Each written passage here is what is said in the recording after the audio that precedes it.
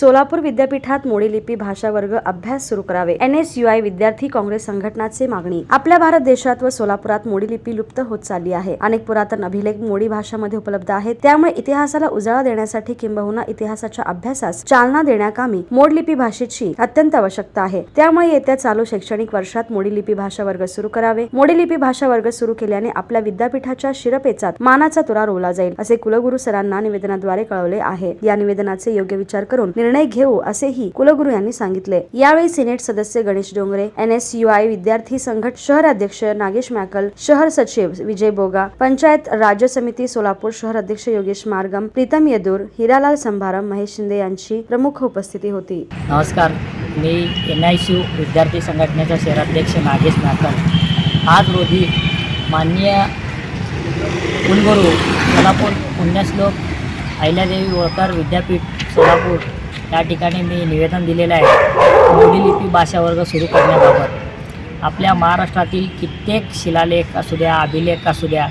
मोडी लिपी भाषेमध्ये आहेत.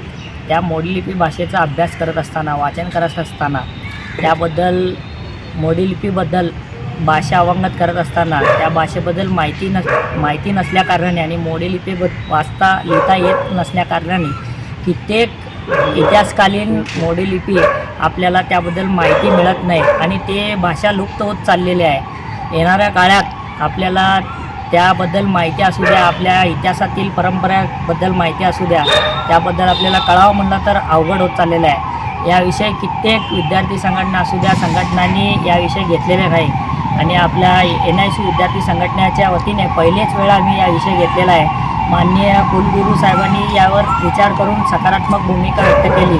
लवकरात लवकर मोडी लिपी भाषा वर्ग सुरू करण्याचे त्यांनी आश्वासन दिलेत आम्हाला आणि येणाऱ्या काळात लवकरात लवकर मोडी लिपी भाषा वर्ग सुरू होतील अशी